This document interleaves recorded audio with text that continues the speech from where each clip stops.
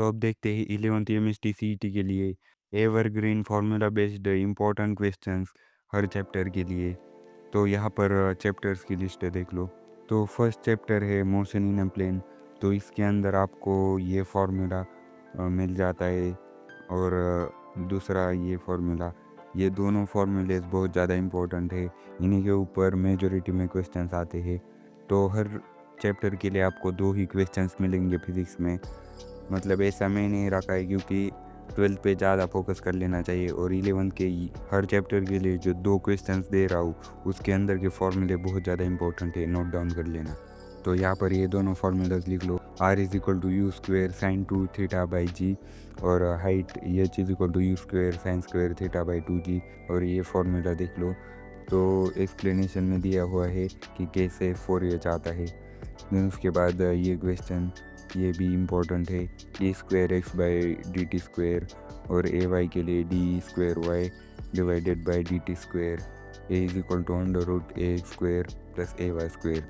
तो vx=dx/dt, ये formulas देख लो। देन उसके बाद laws of motion, 2 masses 5 kg and 3 kg by a light inextensible string passing over a smooth pulley, the acceleration of a system is।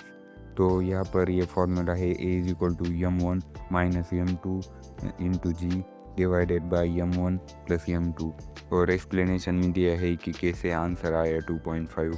Then उसके बाद body of mass, तो इसके अंदर आपको एक फार्मूला मिलता है F=mv²/r। तो इसके अंदर सिर्फ वैल्यूज़ पुट करनी थी और आंसर निकालना था। देन उसके बाद ग्रेविटेशन, अब इसके अंदर तो बहुत कुछ होता है, लेकिन 2 ही क्वेश्चंस की लिमिट रखी है मैंने, जो कि बहुत ज़्यादा इम्पोर्टेंट है।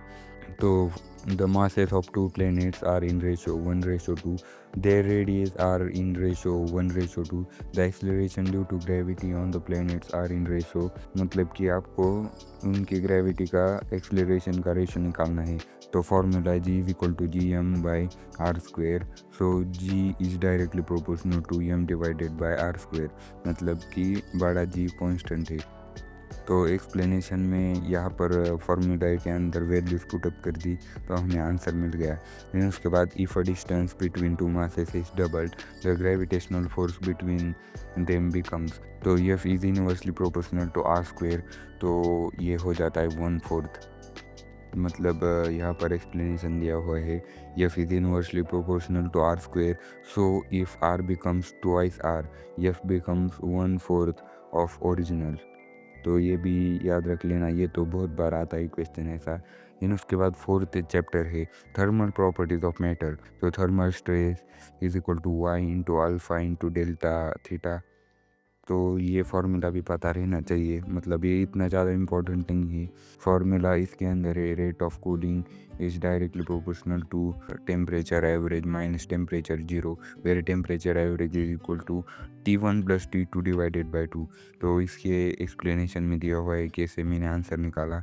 देन उसके बाद साउंड चैप्टर के अंदर आपको F is inversely proportional to L, ये फार्मूला, और F is directly proportional to √T, ये फॉर्मूले आते हैं। देन उसके बाद ऑप्टिक्स के अंदर power is equal to 1 divided by focal length. ये तो सिंपल सा क्वेश्चन था, अगर आपको आया तो आप कर लेना इतना सिंपल क्वेश्चंस। तो उसके अंदर दूसरा क्वेश्चन है sine C is equal to μ2 divided by μ1। तो इसका एक्सप्लेनेशन दिया है कि कैसे आंसर निकाला। देन उसके बाद इलेक्ट्रोस्टैटिक्स, तो इसके अंदर भी सिंपल फार्मूले थे, देख लेना। मतलब मुझे एक्सप्लेन करने की ज़रूरत नहीं है, सिर्फ फार्मूला है वो पुट करना है, बाकी कुछ नहीं करना। आप आंखों से भी रीड कर सकते हो, स्टॉप करके रीड कर लेना। देन उसके बाद सेमी कंडक्टर, तो ये भी सिंपल है, मतलब कि इसके अंदर पुट कर दो, और इसके लास्ट में भी वही है, ओम्स लॉ यूज़ किया, बस कुछ नहीं है बाकी। ओम्स लॉ भी कितना सिंपल है, उसके अंदर फार्मूला पुट कर दो। तो 11th तो बहुत ज़्यादा इजी है, और ये जो 2 क्वेश्चन है ये बहुत ज़्यादा इंपॉर्टेंट है। मैं 5 भी दे सकता था, लेकिन मैंने 2 ही दिया, क्योंकि मुझे लगता है आपको 2 सब्जेक्ट स्ट्रॉन्ग बनानी चाहिए, केमिस्ट्री और मैथ्स। मतलब किसी को फिज़िक्स बहुत ज़्यादा टफ लगता है मेजॉरिटी में, या फिर कई को फिज़िक्स ईजी लगता है, तो आप फिज़िक्स के 11th के क्वेश्चन सॉल्व कर लो। ये वीडियो उनके लिए है जिनके लिए केमिस्ट्री और मैथ्स ईजी है। ये था 11th के लिए। अगर आपको 12th के लिए चाहिए तो नीचे क्लिक करके PDF ही डाउनलोड कर लो। प्राइस मैंने बहुत कम रखे, 500 रखने वाला था, लेकिन मुझे पता है 12th के स्टूडेंट के पास इतने पैसे नहीं होते। मैं खुद देखता था कि 3000 1500 के कोर्सेज बेचते हैं सब एंड में, और उससे जेन्युइनली कुछ फ़र्क नहीं पड़ता, क्योंकि इनको पता ही नहीं कि सिंपल क्वेश्चंस हर किसी को आते हैं, लेकिन फार्मूला बेस्ड क्वेश्चन को सब स्किप कर देते हैं। और MSTCT यानी फार्मूला बेस्ड क्वेश्चंस तो सिर्फ 149 में तीनों सब्जेक्ट फिजिक्स केमिस्ट्री मैथ्स की PDF ले लो और सभी फार्मूला बेस्ड क्वेश्चंस कर लो। आपको हर चैप्टर के लिए 5 फार्मूला बेस्ड क्वेश्चंस मिलेंगे जो कि एवरग्रीन भी है, और प्रूफ तो यही वीडियो है। ऐसा नहीं कि बिना दिखाए ही बेच रहा हूँ, आपको दिखा भी रहा हूँ। मतलब किस प्रकार के क्वेश्चन है ये आपको पहले ही पता है, या फिर आप रुको, पहले 11th केमिस्ट्री 11th मैथ्स की भी वीडियो देख लो, देन PDF खरीद लो, क्योंकि आपको उससे ज़्यादा ट्रस्ट बढ़ेगा।